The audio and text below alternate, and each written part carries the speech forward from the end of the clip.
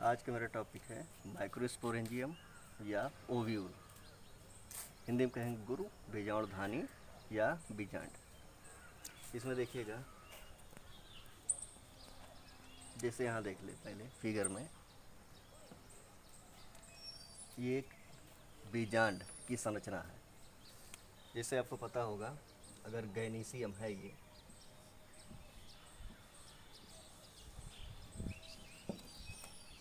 अगर ये गैनीशियम है, गैनीशियम के ओवरी भाग में, ओवरी भाग में ओव्यूल पाए जाते हैं। जब इसकी आंतरिक संरचना का अध्ययन करते हैं तो इस तरह से ये दिखाई पड़ता है।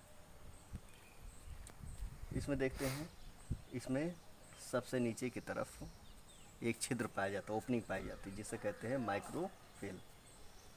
और इसके विपरीत अपोजिट कैलाजा पाया जाता है। अब देखिएगा, इस ओव्यूल के अंदर एम्ब्रोसैक पाए जाते हैं। इस एम्ब्रोसैक में 8 प्रकार की कोशिका होती हैं, जिसमें 3 एंटीपोडल, 2 पोलर सेल और 2 सिनर्जिड और एक एग सेल पाए जाते हैं। और इसके चारों तरफ 2 अध्यावरण पाए जाते हैं, जिसे इंटीगमेंट कहते हैं। ये जो एम्ब्रोसैक होता है वो न्यूक्लियस में पाए जाते हैं। न्यूक्लियस का काफ़ी इम्पोर्टेंट रोल होता है। अब देखिएगा, सबसे नीचे की तरफ एक स्टाल्क लाइक संरचना होती है, जिसे कहते हैं फनकिल।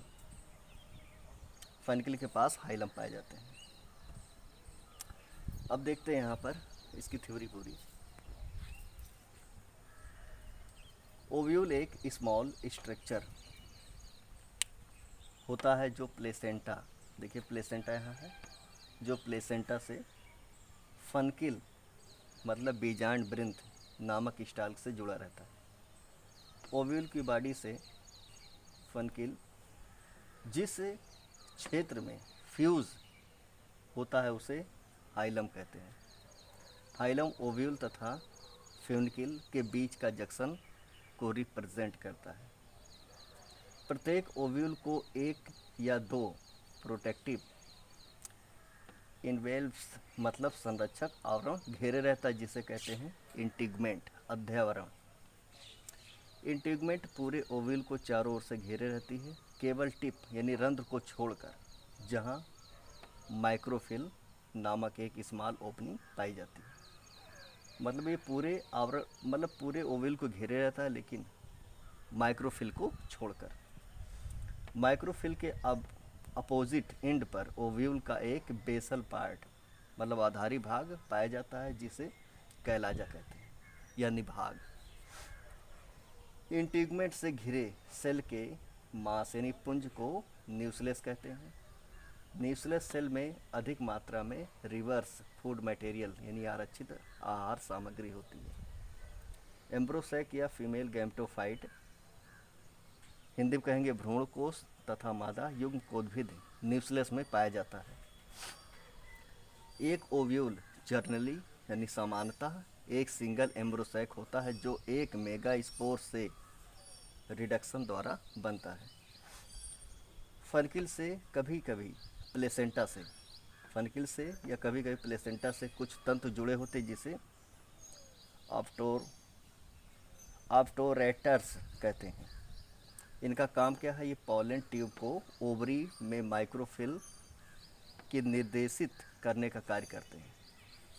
मतलब ये है कि जैसे जब पॉलिनेशन की क्रिया होगी, जब पॉलन ग्रेन का डेवलपमेंट होगा, तो यहीं से पॉलन ट्यूब का फॉर्मेशन होगा, और ये पॉलन ट्यूब एम्ब्रोसैक के अंदर प्रवेश करेगा।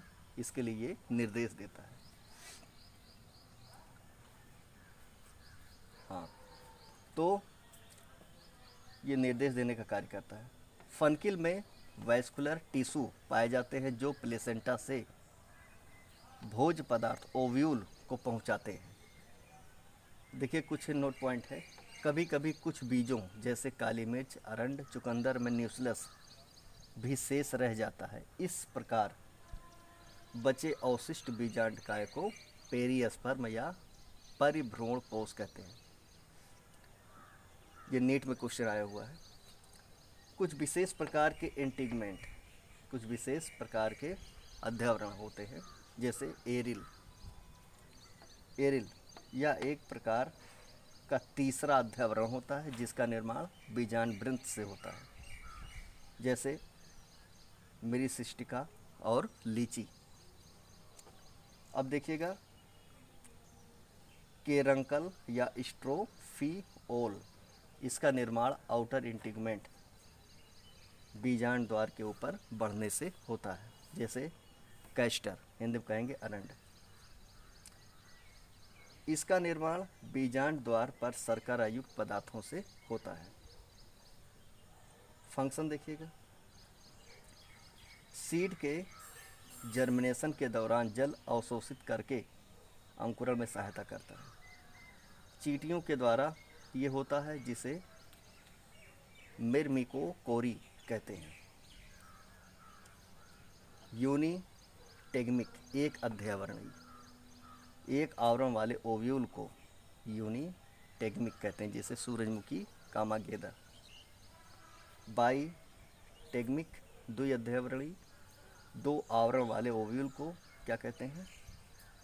बाईटेगमिक, जैसे अधिकतर पुष्पी पादपों में।